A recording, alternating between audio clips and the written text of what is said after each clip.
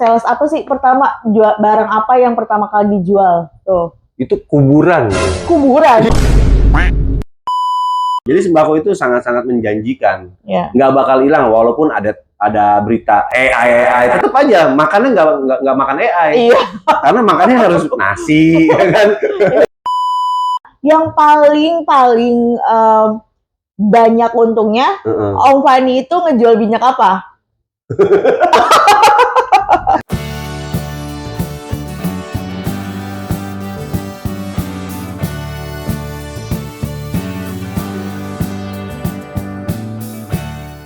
Assalamualaikum, selamat datang di podcast Rumah Serba Ada. Nah, kali ini kita mau ngebahas yang licin-licin sama Ratu Sembako. Kalau saya Ratu Sembako, mungkin ini adalah Raja Sembakonya. Nah, teman-teman, siapa sih tamu yang spesial dan datang kali ini nih? Teman seperjuangan aku ya, terus juga banyak pengalamannya di yang licin-licin itu gitu ya. Kita bahas tuntas di podcast kali ini. Nah, ini dia Bang Fani ya. Kalau aku dijulukinya aku Ratu Sembako, Bang Fani. Nah, ini mungkin Raja Sembako. Ya Bang, gimana? Khususnya di perlicinan. Oh, di perlicinan. Oke. Apa kabar Bang Fani? Alhamdulillah sehat ya. Baik ya. Moga lancar semuanya Om. Ya, alhamdulillah lancar. Oke, aku manggilnya Om apa Abang nih? Apa aja bebas. Apa aja ya? Udah kebiasaan Om Fani. Oke, Om Fani, gimana nih? Sebelumnya perkenalkan diri dulu. Siapa sih nih Bang Fani? Kan banyak juga nih yang mau tahu ya. Bang Fani ini ada apa? Udah ada hubungan apa sih sama yang licin-licin gitu? Coba perkenalkan dulu Bang Fani siapa dan gimana tuh hubungannya sama si licin? Jadi sebelumnya saya tuh mainnya sembako, tapi terutama fokus ke konsen ke minyak goreng. Oke. Ya sudah berjalan 5 tahun. 5 tahun. 5 tahun. Apa itu yang disebut trader? Enggak juga. Enggak juga. Kalau di minyak ini, Om Fani nih posisinya di mana nih? Posisinya lebih ke grosir. Grosir, ya.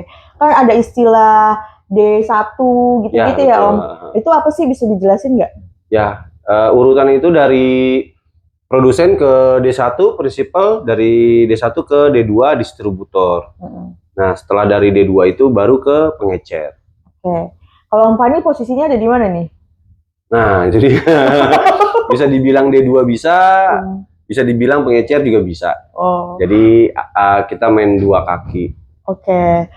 Nah, untuk minyak nih Om Fani, sekarang kan kebutuhan harian yang sangat dicari oleh masyarakat, ya, dan memang bahan pokok juga, gitu ya kan. Selama 5 tahun ini nih bermain di minyak, gitu ya kan. Iya. Apa sih suka dukanya? Suka dukanya banyak. Jadi dari mulai 0, bahkan bukan 0 ya, minus. Dari minus ke 0, terus ke plus. Liku-likunya banyak. Mulai dari penipuan, terus juga kayak model-model deposit. Itu banyak banget teh. Gitu ya? Iya. Dan itu sudah berjalan mulai dari awal. Dari awal Bang Fani ngalamin itu semua ya? Iya, betul. Oke. Kalau mau tahu bisa terjun di dunia minyak, emang sebenarnya sebelumnya backgroundnya sih apa sih nih? Gitu. Dengar dulu. Sebenarnya nggak nyambung emang backgroundnya. Dengar dulu kan pemain FTV juga nih Om Fani. Gitu. Pemain FTV nggak laku. Oh bisa nih dari FTV gitu ke minyak gitu. Aduh, jadi cita-citanya dulu jadi artis. Ngambillah kuliahnya komunikasi jurusannya. Kalau nggak jadi artis, ya jadi sutradara. Nggak kesampean semua. Akhirnya banting setir, lama kerjaan, kebanyakan diterimanya jadi sales. Oke. Terus sales saya tekuni tuh Bu. Saya tekuni selama hampir 15 tahun. Nah, ketemu jalannya saat ketemu sama istri. Dia dagang, akhirnya ya coba-coba jadi pedagang lah, jadi pembisnis kayak gitu. Jadi sales. Nah, sales apa sih pertama, jual barang apa yang pertama kali dijual? Tuh. Itu kuburan waktu itu. Kuburan? Iya, jadi nawar-nawarin orang mati. Beneran, di San Diego, kuburan San Diego tuh. Yang di Jakarta Selatan, nawar-nawarin. Jadi kalau ada orang meninggal, bersyukur malah ya? Enggak, justru kapan mau meninggal ya. Udah pesen. Jadi harus terplanning tuh ya? Betul, banyak yang salah paham juga tuh soal jadi sales kuburan. Sales panci udah sering, udah pernah juga, iya. Terus sales antena, terakhir itu lebih banyak di perbankan. Oke. Mulai ya sedikit naik kelas. Di perbankan, paling lama di BUMN lah, perbankan BUMN. Setelah itu resign, kumpulin duit dari hasil kerja, resign, buka toko, tempat makan, terus istri udah ada juga, usaha laundry, salon, ada COVID, menyerang dah tuh ya kan, tempat keramaian udah nggak bisa, kayak tempat makan nggak boleh, salon nggak boleh bersentuhan, gitu, beralihlah yang di apa namanya persembakoan itu, karena kan sembako mau nggak mau walaupun ada kris bencana itu harus tetap jalan ya, distribusi. Iya. Beralihlah ke sembako. Nah itu posisi juga pun dari minus, bukan dari nol, dari minus, karena kan bangkrut, ada hutang juga. Iya. Terus di masa sulit itu sembako berarti nolong banget ya? Nolong banget. Berarti pas COVID itu ya? Pas COVID. Pas COVID awal mulainya langsung minyak atau ke sembako yang lain dulu? Enggak, awal itu dari gula. Ya, gula posisinya 2020 awal itu susah.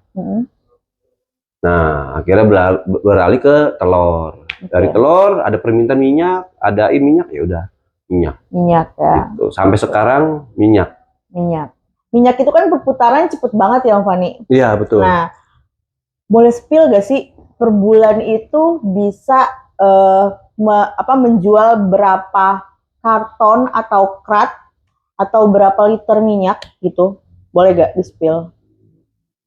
Itu dapur kan? Nggak masalah ya, nggak masalah ya. Nggak masalah. Kalau mau nyebutin belakangnya nggak apa-apa. Ya, kalau untuk di saya itu sekitar 75.000 dus. Itu all item. 75.000? Iya, 75. Berbagai merek tuh? Iya, semua. Nah, semua minyak. Kan katanya tuh tadi dari minus ya?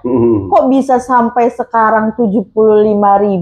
Nah, itu gimana tuh bisa dapetin barang dari minus itu? Ya, banyak sih dari... Jadi tergantung kitanya aja. Kalau kitanya amanah, jujur, ya kan, itu nanti datang sendiri dari distributor ataupun dari pembeli. Caranya gimana? Caranya ya kita banyak-banyakin database. Banyak-banyakin database. Kalau untuk ngejual, kalau untuk dari sumber barang itu dari mulut ke mulut. Ketika kita dikasih barang, kitanya bisa jual barang tersebut dengan cara strategi masing-masing, kayak gitu. Kurang lebih sih kayak gitu. Kalau untuk menarik pelanggan itu banyakin database dulu. Gak apa-apa, nanti seiring berjalannya waktu pasti ada tersaring tuh, memfilter, pilih berganti. Ada yang udah nggak main lagi, tapi tetap database tiap hari harus dicari. Jadi kalau ibaratnya orang nyari, kita tetap ada buat mereka. Bener ya, Om? Betul. Nah, itu salah satu prinsip aku juga tuh. Konsisten tuh. Ya, gitu. Nah, kan banyak banget nih ya, Om Fani, sekarang isu-isu mengenai minyak. Ya kan? ada penipuan dan lain sebagainya, mungkin kita pernah jadi korban juga deh Pak nih. Menarik untuk dibicarain. Menarik ya. Nah, itu bakalan jadi topik utama kita nih nanti. Iya. Tapi sebelum sampai situ, kita tahan dulu ya. Wis. Kita tahan dulu nih, ya kan? Nah, yang paling banyak untungnya, Om Fani itu ngejual minyak apa? Gak boleh ya, gak boleh spill ya? Iya, gak boleh. Oh, itu yang minyak itu lah pokoknya. Iya. Nah, oke.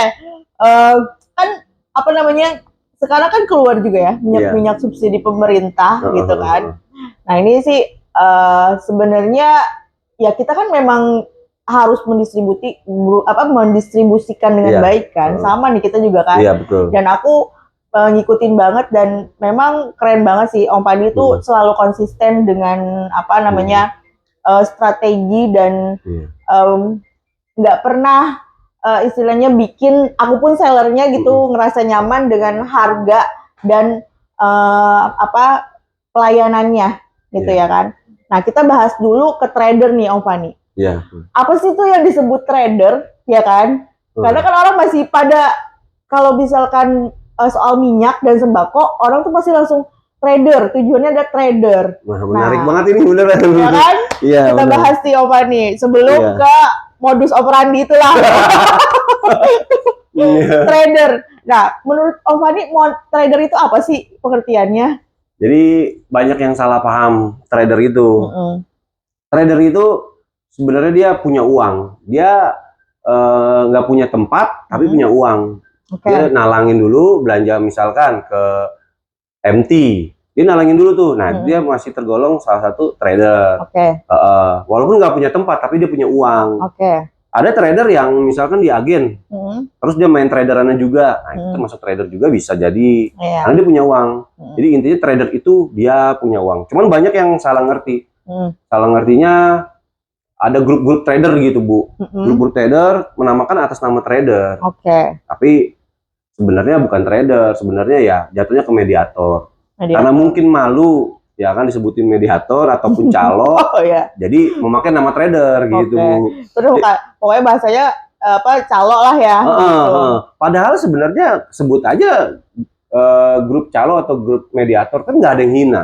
Nggak ada yang hina. Karena saya awalnya juga dari calo. Dari calo juga, Bu. Cuman ya kita mainnya rapi, jujur, amanah.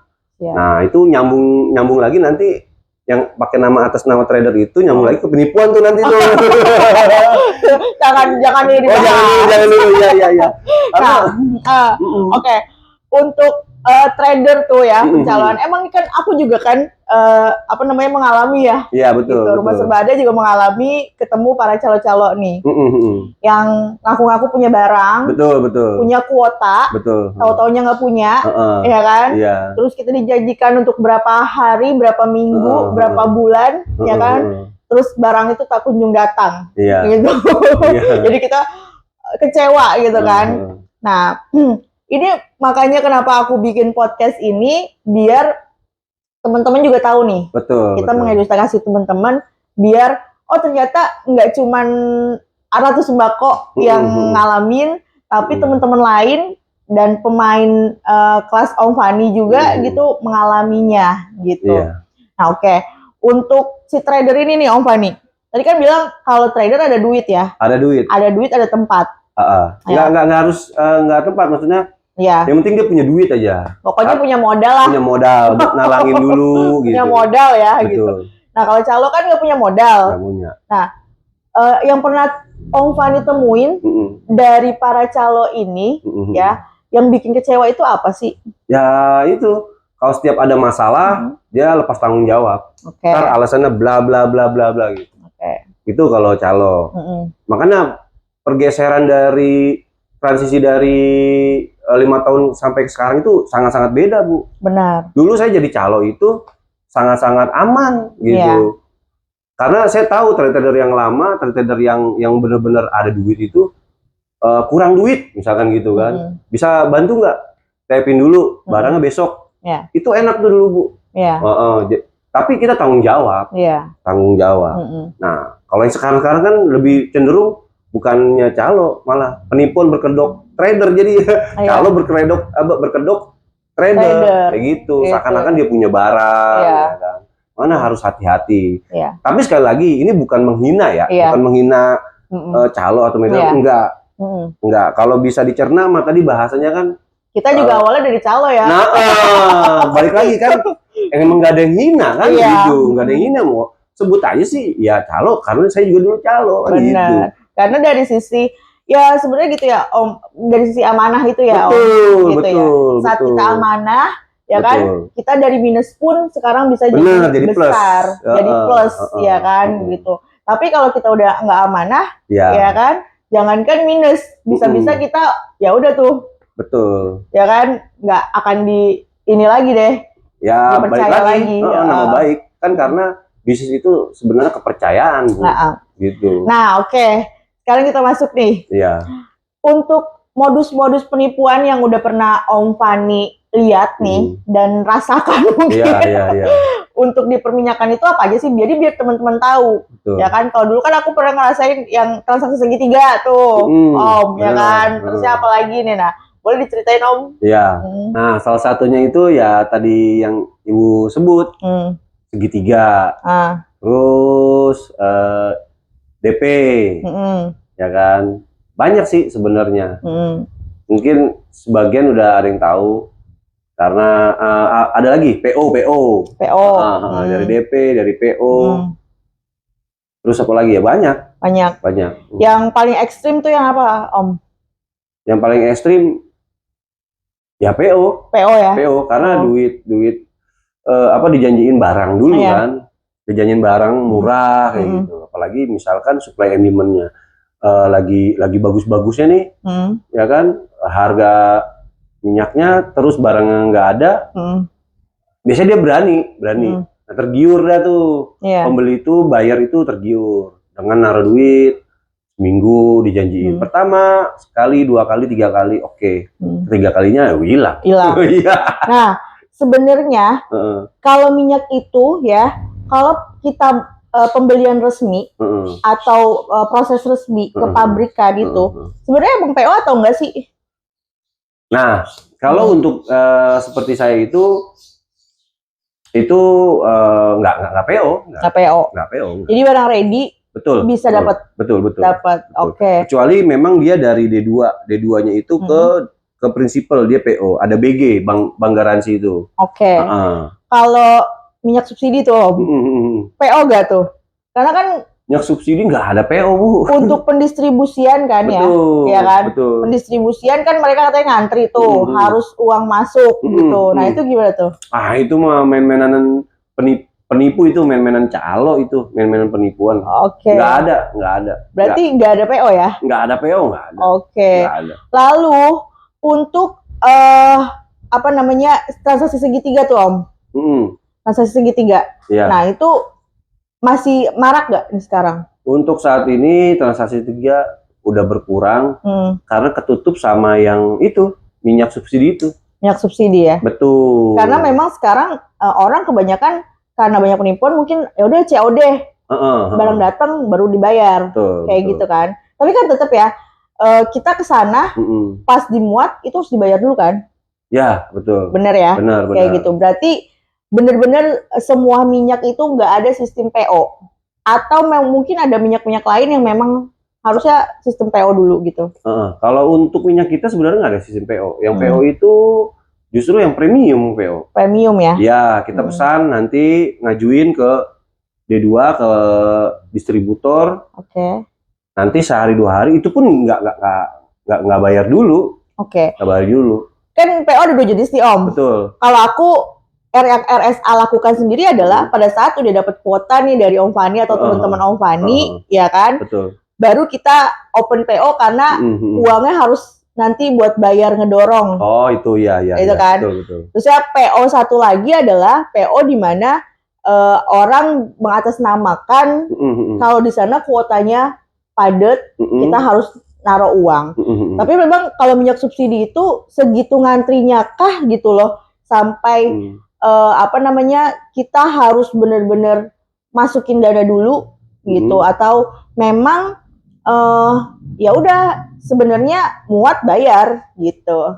Enggak, kalau untuk jatuhnya ke retail ataupun GT kayak kita itu sebenarnya enggak harus bayar dulu, enggak harus PO dulu. Yang maju itu kebanyakan dari D2-nya. D2-nya itu dia bayar dulu. Ke prinsipal. Malah dibayarin dulu sama prinsipal. Setelah itu baru PO udah keluar dari prinsipal ke D2. Nah, dari D2 baru pendistribusian ke agen-agen, ke grosir-grosir, ke GT-GT kayak gitu. Karena jadi sebenarnya kalau untuk GT itu nggak ada sistem bayar dulu. Gitu ya? Nggak ada. Berarti D2 itu ya? Iya. Yang membayarkan. Betul. Mungkin bisa jadi karena D2 itu juga terbatas duitnya. Jadi ditampung dulu lah. Dia nyari-nyari lawan dulu, makanya yang pasti-pasti aja nih gitu, tampungin. Cuman balik lagi, kalau dari GT-nya langsung mau ke apa namanya, ke pabrik nggak bisa dia bayar dulu ataupun buka PO enggak. Karena ada strukturalnya itu ya, gitu ya, tangan ke tangan gitu ya. Gitu. Kan minyak subsidi ini nih ya kan, memang harus dibagikan rata kan, maksudnya di pendistribusian ke kayak kita nih, ke agen-agen ya Om Pani ya, gitu. Nah, itu ada persyaratan nggak sih buat mendapatkan si minyak subsidi tersebut? Kalau secara aturan ada. Ya, ada. Itu harus melampirkan KTP. Itu yang pertama. Kalau itu buat yang ke retail-retailnya. Untuk grosirnya sendiri itu juga pun dia harus terdaftar di Simira, Bu. Simira ya? Simira itu berupa PT atau CV? Simira nggak harus PT. Nggak harus PT. Jadi urutan itu ya balik lagi ke D1, ke D2. D2 ini dia harus PT. Karena kan di dia barangnya itu sampai di dia dulu nih, ya kan? Itu harus berbadan hukum. Dan itu pun harus PKP juga. Baru pendistribusian terserah mau ke CV atau PT yang non PKP. Terus ke agen atau ke grosir itu terserah. Jadi syaratnya itu ya itu balik lagi, kalau yang ke retail itu KTP sebenarnya secara aturan. Terus harus ada simirahnya untuk agen, toko itu harus punya simira.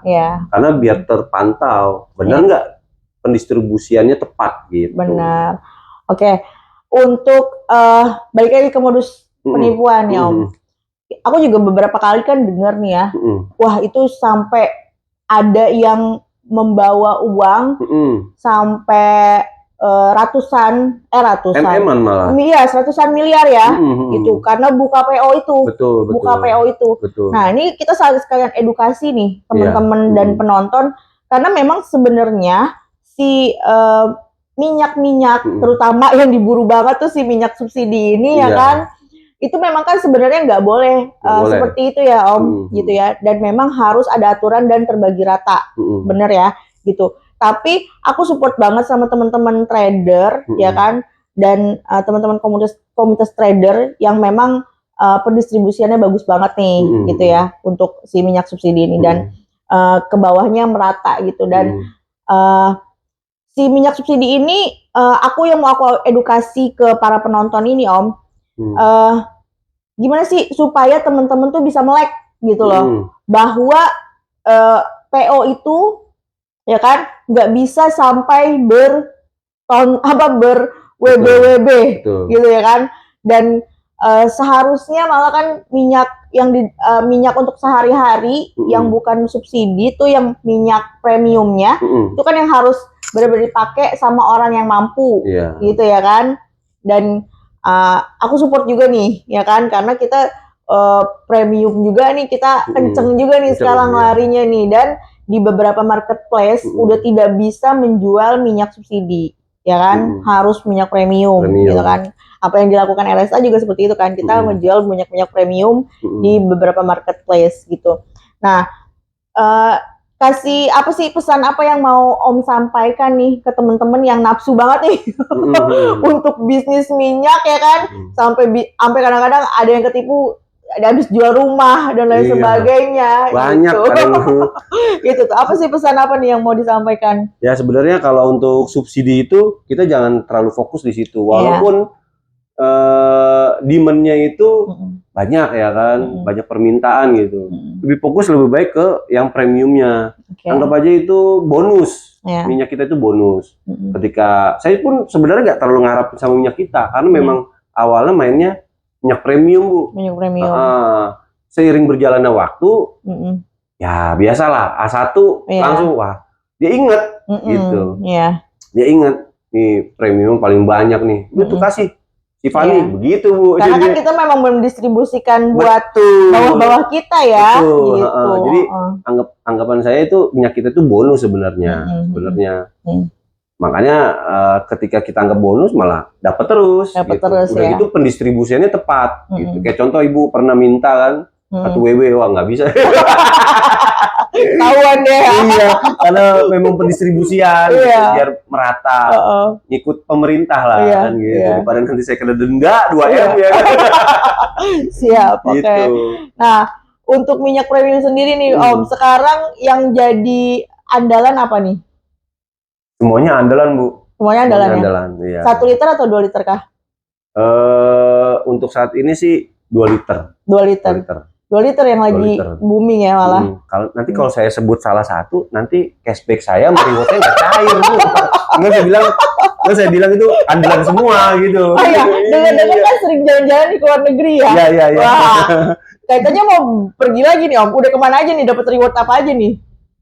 Dari Banyak sih, ada yang sebagian malah saya cairin. Kayak gitu. Kalau ketika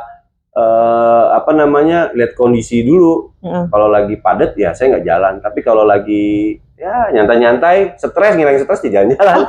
Gitu. yang udah dari hasil minyak, udah dapat apa aja sih?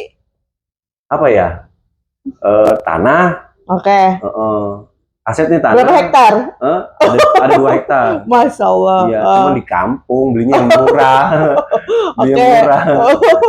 Nah, terus 9 unit mobil lah. Wah, Masya Allah. Karena kan memang buat operasional harus. Masya Allah. Kemarin Iya. katanya dengar-dengar ngeberangkatin umroh orang tua. Iya, Iya. betul. Kita kapan di umroh nih? Saya belum siap. Belum siap. Ya sama RSA. Iya, nantilah. Insya Allah memang kalau benar siap. Gitu. Oke. Terus apa lagi Om?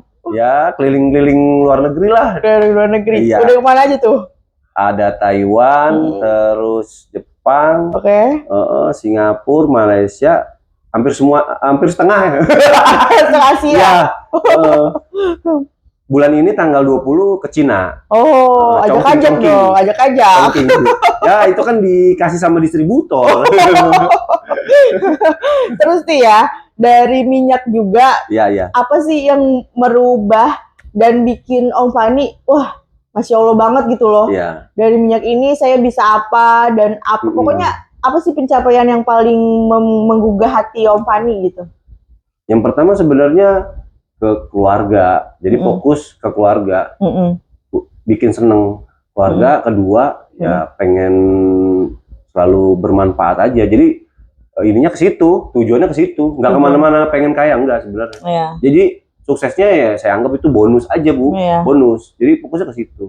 Nah kan Makanya bisa mungkin dikasih rezekinya sama yang di atas kan sama Allah. ya, terus-terusan ya, Ya. Masya Allah, karena amanah itu. Betul. Karena apa namanya kejujurannya Betul, dan betul. ikut aturan Betul. yang paling penting itu ya Om Iya, Fani ya. betul. Nah, Betul. oke. Lalu sekarang karyawannya udah berapa Om? Nambah lagi itu ada 25 total. Masya Allah. Itu baru yang dimunjul. Iya. Nah itu biasanya dari apa, saudara atau orang-orang sekitar kah? Satu, kebanyakan itu dari pelanggan. Bekas anak buahnya pelanggan itu, toko-toko pada cabut, pindah gitu. Pindah. Itu pun kadang-kadang bos yang WA. Ini Tuh nggak ada. ikut aja sama lu, katanya dibilang gitu. Ada nggak anak buah yang udah jadi nih Om? Ada. Yang ngikutin jejak Om Fani? Ada. Banyak ya? Ada 2 orang lah. 2 orang. Ada. Keren. Ada. Ya, Apa termasuk harap- admin. Tahu kan adminnya? Iya, Apa dia harapannya? Apa harapannya buat mereka tuh? harapannya ya kalau bisa bersaing sama saya gitu. Iya. Ini malah ajakin bersaing. Iya, benar. Tolak ukur jadinya. Iya, benar. Karena satu itu dia udah punya gudang juga gitu. Saya pikir mampu, ya udah saya modalin juga. Sembari kerja, yang penting dia fokus dulu kerja, kumpulin duit, baru lu bersaing sama. Dimodalin juga ya? Iya. Masya Allah. Dimodalin juga. Jadi ya balik lagi kan. Itu makanya rezekinya nggak habis-habis. Kan jadi gini. Kalau saya kan orang banyak yang bilang, lu ngapa sih anak gua lu aja jadi pinter? Emang kenapa? Saya bilang begitu, nggak ada apa-apa. Iya. Nanti kalau dia pinter, lu pesaing nggak apa-apa juga. Iya. Gitu. Benar. Iya. Kan belum tentu juga bisa. Jadi cuma dua kemungkinan. Kalau dia berhasil, gua seneng bangga. Kalau nggak berhasil, gua malu. Saya bilang begitu, ya kan? Berarti gua masih salah di gua. Saya bilang gitu. Oke. Ini sebenarnya banyak banget ya yang dibahas soal perminyakan ini. Mungkin nanti kita lebih seru lagi nih untuk membahas si licin ini. Si licin. Ya. Si licin ini gitu, Om Fani, kayak minyak ini jadi satu fenomenal bisnis yang sekarang orang tuh banyak banget tertarik ke perminyakan ini ya. Bahkan yang baru-baru mau usaha aja, kalau saya tanya nih sama mitra-mitranya Rumah Serba Ada pun, produk andalannya apa sih? Minyak. Minyak, betul. Produk andalannya apa? Minyak. Nah kan jadi banyak banget tuh kan ya orang-orang yang baru memulai usaha dari si minyak ini gitu. Nah, tips aman untuk menjalankan bisnis minyak untuk pemula tuh apa? Tips aman, satu, belanjanya langsung ke seller saya dulu. Ke distributor resminya dulu. Nggak bisa buru-buru untuk bisa jadi besar, nggak bisa buru-buru. Memang saya awal juga mainnya dari distributor gitu. Kalau kita mainnya ke trader itu kan dia cuman momentum. Nggak berkelanjutan. Ataupun dari mediator gitu. Karena yang berkelanjut itu dari distributor untuk pemula. Karena satu aman ya kan. Bahkan kita kadang-kadang dikasih TOP ya kan. Gitu. Jadi aman gitu untuk pemula. Nah, itu yang pertama. Terus yang kedua, banyakin circle-circle ke pemilik-pemilik ini juga, toko, agen gitu. Jadi circle itu pengaruh, sharing-sharing, kerjasama. Kayak saya sama ibu kan sering kerjasama juga, kadang-kadang tuker ilmu, tuker pikiran. Saya kan belajar sama ibu tuh. Kalau untuk online-nya, iya. Itu nggak ada masalah, nggak ada guru, nggak ada murid, nggak ada. Karena kan ya ilmu emang nggak terbatas, kayak gitu. Benar. Berarti kalau untuk yang pemula, tips amannya langsung ke distributor atau ke agen-agen terpercaya ya? Ya, betul. Bisa belajar. Balik lagi, misalkan harus beli produk, ya memang harus beli produknya dia. Kan gitu ya kan? Benar, karena kan ilmu. Dibandingkan sama yang lain kan? Benar. Iya, kayak gitu. Misalkan, contoh lah. Kayak RSA. Kan bagus banget. Tuh mitra-mitranya memang harus belanja dulu lah seharusnya sebelum mengambil ilmunya. Benar kan? Benar. Itu bukan kayak suatu hal yang negatif, enggak. Tapi aku bangga loh sama Om Fani ya. Pada saat kemarin kita pelatihan, ya kan, yang lain tuh pada suka kaget Om. Kalau kita kasih, ya emang kan maksudnya berapa gitu kan, sekian gitu. Mereka langsung pada nawar-nawar atau langsung mundur gitu kan. Tapi Om Fani tuh enggak gitu. Ya kan, karena mungkin itu ya menghargai ilmu, menghargai pengalaman, ya kan, dan menghargai, ya benar-benar menghargai apa yang kita punya gitu kan. Nah itu sih aku bangga banget sih sama Om Fani. Makanya salah satu panutan aku juga untuk di perminyakan gitu ya. Tapi nggak mau coba Om sama produk-produk lain. Sebenarnya pingin, cuman balik lagi takut nggak ke-handle Bu.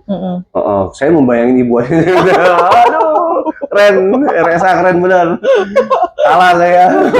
Apa kalau ini ya? Tapi kan yang termotivasi malah saya gini. Di tempat itu istri kan banyak juga jenisnya kan? Iya betul, banyak.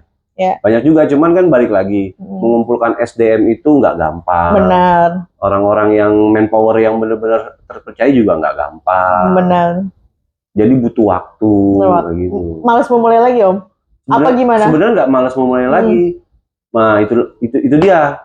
Karena untuk saat ini momentumnya lagi bagus, jadi fokus ke situ dulu. Kayak waktu saya belajar sama si Ibu kan karena lagi memang ancur-ancuran tuh barang, jadi ada waktu tuh. Udahlah gerak cepat gitu. Untuk saat ini sih belum, tapi ada rencana Bu, ada rencana ya. Mau kayak ibu lah, biar bisa bersaing. Mantap. Ya kan nggak apa-apa ya. Nggak apa-apa. Kan kita kalau ketemu hai. Itu kan sehat. Iya. Gitu. Oke. Kalau untuk Om Fani sendiri nih, ada gak sih sampai yang barang tuh nggak laku gitu, terusnya akhirnya ya gimana gitu strateginya? Ada banyak. Ada ya. Banyak. Cuma balik lagi, saya nggak terfokus itu dijadiin beban. Gitu. Nggak dijadiin beban. Semua pasti produk mau di MT ataupun di GT pasti ada yang nggak lakunya. Bener ya. Iya. Padahal kan ini maksudnya satu jenis tuh kan minyak ya kan. Tapi ada juga kan beberapa yang memang momentum juga Om Fani main ya. Betul, gitu ya. Betul. Nah, ada berarti ya minyak juga ada yang lakunya ya. Ada ya. Merek-merek tertentu juga ya. Gitu. Ada. Oke. Terus dari Om Fani nih. Iya. Dari Om Fani sendiri, harapan kedepannya untuk para trader Indonesia.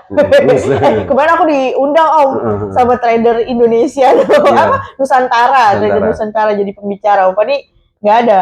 Oh iya, saya lagi padat itu. Aku mau ngomong apa orang suhu semua ya kan, apa yang diomongin gitu kan. Akhirnya ya udah ngomonginnya online kayak andalannya RSA. Iya. Gitu.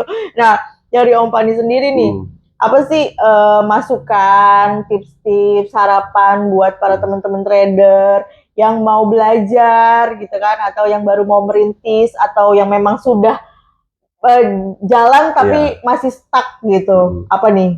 Yang pertama ya balik lagi harus amanah.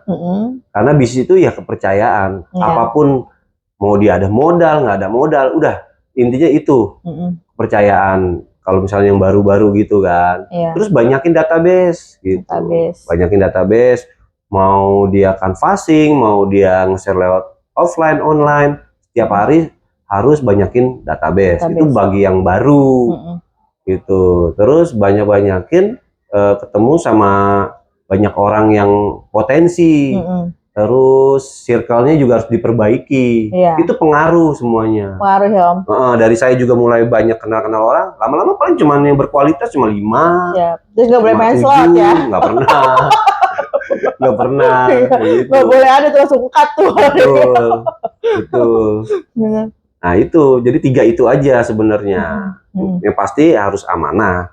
Kedua, tadi apalagi itu banyak-banyakin database. Gitu. Mau dari pelanggan ataupun distributor. Ketiga, link, circle-nya. Circle-nya harus diperbaiki. Semakin dia ketemunya circle sama menteri-menteri, udah pasti kan nanti rezeki menteri, ya enggak? Bergaul sama presiden rezekinya presiden kan gitu. Benar. Nah, kalau untuk yang mempertahankan itu lebih banyak fokus di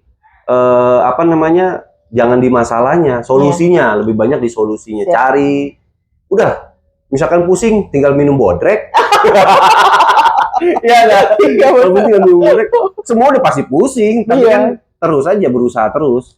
Terus pasti nanti ada mentok di mana celaknya gitu. Oh, ternyata ini. Ya, Ibu tahulah. Saya kan juga mainannya strateginya awalnya nggak bisa diterima jadi diterima. Ya, benar. Banding begitu kan. Paket-paketan mau beli ini ribet, ujung-ujungnya tetap karena ngikutin semuanya. Sampai distributor pun ngikutin. Kan? Nah, itu jadi intinya sebenarnya PO minyak itu nggak ada. Malah kemarin aku lihat pas aku ke tempat Om Fani lagi ngasih duit ya 300 juta, 300 juta ya. Gitu kan baru kebayar tuh kan ke mereka kan karena mungkin udah saking amanahnya ya kan. Betul. Nah, adapun PO mungkin itu adalah strategi untuk ngedorong ya karena dia udah dapet kuota ya kan, biar nggak pakai modal, jadinya dia PO kan, seperti itu ya Om. Oke. Tapi saran saya sih kalau mau PO pun nggak ada masalah, asalkan tahu ya, tepat sama distributornya ataupun prinsipalnya. Benar. Kayak gitu, kayak ada produk A yang di Bekasi, nggak bisa nyebutin ini ada nanti nunggu endorse-nya aja ya. Di Bekasi tuh, ya kan? Iya. Kita langsung aja ke sana ataupun pokoknya kalau mau itu langsung ke yang punya barang aja gitu. Boleh ke PT gitu kan lebih jelas kalau ada apa-apa. Tapi lebih enak lagi kalau strukturalnya ya udah nih misalkan udah distributornya Om Pani atau itu ya kan. Ya melalui Om Pani dibicarakan ke sana ya kan. Tapi kan tetap uangnya suruh masuk ke sana dulu gitu kan.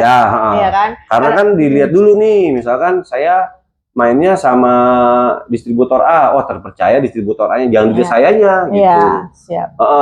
Karena kan saya juga misalkan yang lain-lain itu kan kadang-kadang bisa aja mainin kan duit gitu. Oh, si Bang Fani masukin duitnya ke distributor A, distributor B, oh itu mah benar kan gitu. Ya. Jadi itu salah satu strategi karena dia udah punya kuota dan kan penjual lo kan kalau bisa mah nggak ngeluarin modal.